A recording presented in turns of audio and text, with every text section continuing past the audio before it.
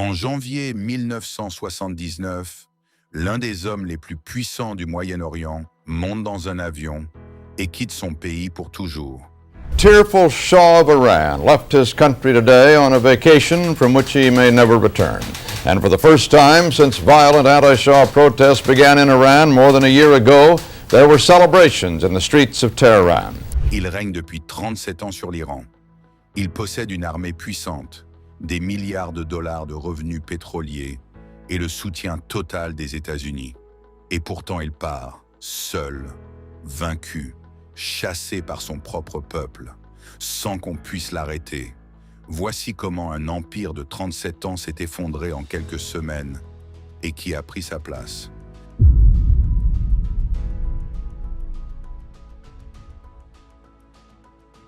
Mohammad Reza Shah Pahlavi prend le pouvoir en 1941. Mais c'est en 1953, grâce à un coup d'État organisé par la CIA américaine et le MI6 britannique, qu'il consolide vraiment son règne. Ce coup d'État renverse le premier ministre Mossadegh, qui voulait nationaliser le pétrole iranien. Le Shah comprend la leçon. Son pouvoir dépend entièrement de l'Occident. Pour se protéger, il crée la SAVAK, sa police secrète formée avec l'aide de la CIA et des services israéliens. Elle surveille, arrête et torture les opposants. Des milliers d'Iraniens passent dans ces prisons. Certains n'en ressortent jamais. La peur devient l'outil principal du régime. Dans les années 1960, le Shah lance de grandes réformes. Il distribue des terres, donne le droit de vote aux femmes, construit des universités et des routes. L'argent du pétrole transforme Téhéran en capitale moderne. Mais cette modernisation rapide bouleverse profondément la société. Les paysans fuient vers les villes. Les commerçants traditionnels voient leur économie détruite. Et les religieux voient leur influence diminuer. La colère monte en silence. Abonnez-vous et activez la cloche pour ne rater aucun documentaire.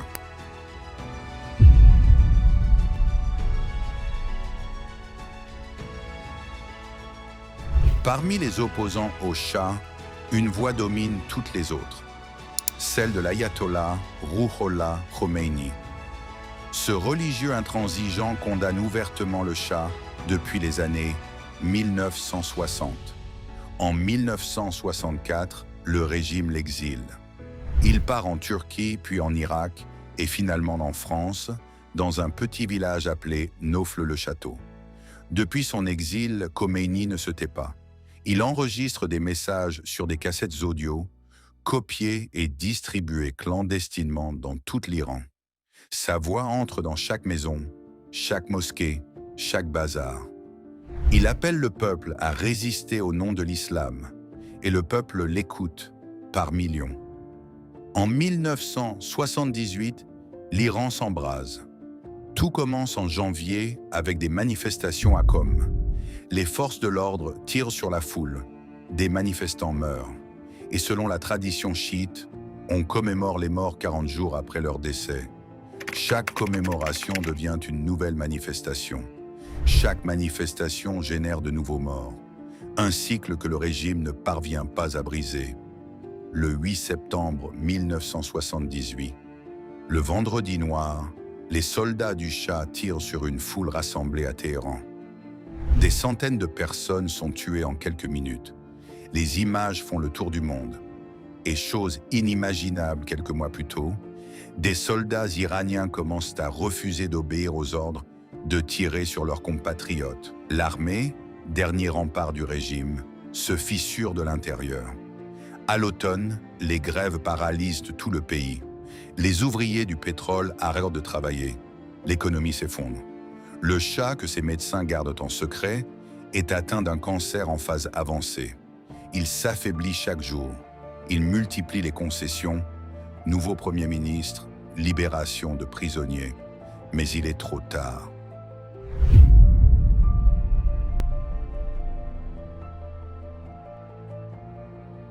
En décembre 1978, des millions de personnes manifestent simultanément dans toutes les grandes villes d'Iran. C'est l'une des plus grandes mobilisations populaires du XXe siècle. Le Shah comprend que tout est perdu. Ses alliés américains le lâchent discrètement. Le président Carter, embarrassé par les images de répression, cesse de le défendre publiquement.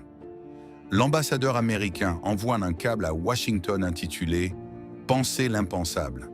Il faut maintenant se préparer à un Iran sans le Shah. Le 16 janvier 1979, à 13h24, le Shah monte à bord de son avion impérial à l'aéroport de Mehrabad. Il emporte une poignée de terre iranienne dans sa poche. L'impératrice Farah pleure. Les généraux regardent l'avion décoller en silence, sachant que leur monde vient de disparaître. À la radio nationale, l'annonce tombe, le Shah est parti. Dans les rues de Téhéran, des milliers d'Iraniens renversent ses statues, arrachent ses portraits et dansent de joie. 37 ans de monarchie. Pahlavi venait de s'effondrer en quelques heures. Abonnez-vous et activez la cloche pour ne rater aucun documentaire. « 17 jours plus tard, le 1er février 1979, Khomeini atterrit à Téhéran à bord d'un vol Air France. La foule qui l'accueille est estimée à plusieurs millions de personnes. Un retour triomphal sans précédent dans l'histoire moderne. Depuis la France, Khomeini avait présenté un visage rassurant. Il parlait de démocratie et de liberté. Il promettait que les religieux ne gouverneraient pas directement. Nationalistes, libéraux, communistes et religieux s'étaient tous unis derrière lui pour chasser le Shah, chacun pensant pouvoir utiliser la révolution à son avantage. Mais une fois rentré, Khomeini révèle ses véritables intentions. En quelques semaines, ses partisans s'emparent des ministères, des casernes et des médias.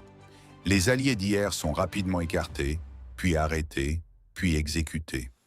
Un journaliste lui avait demandé dans l'avion ce qu'il ressentait à l'idée de rentrer après 15 ans d'exil. Il avait répondu un seul mot. Rien. Un mot qui disait tout sur l'homme et sur ce qui attendait l'Iran. Tarek, would you transfer us? Would you be so kind as to tell us how you feel about being back in Iran? ممکنه بعد بفرمایید و بگید چه احساسی می‌کنید از برگشت به ایران؟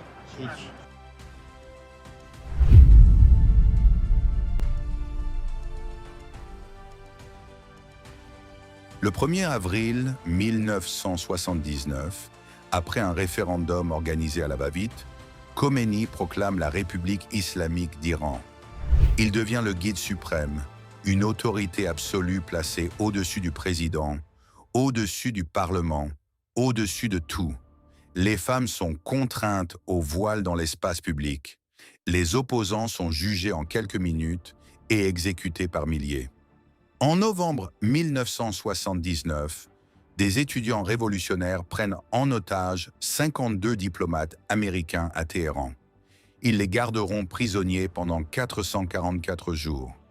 Cette crise humilie les États-Unis, fait tomber la présidence de Carter et transforme l'Iran en ennemi numéro 1 de Washington pour des décennies. En 1980, l'Irak de Saddam Hussein, soutenu par les puissances occidentales, envahit l'Iran. Une guerre terrible commence. Elle durera 8 ans. Elle fera environ 1 million de morts et elle ne produira aucun vainqueur.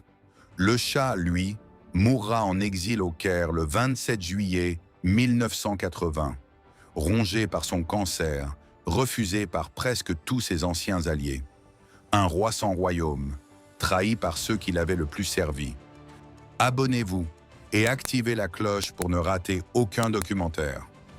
En quelques semaines, l'Iran avait basculé d'une monarchie pro-occidentale à une théocratie islamique.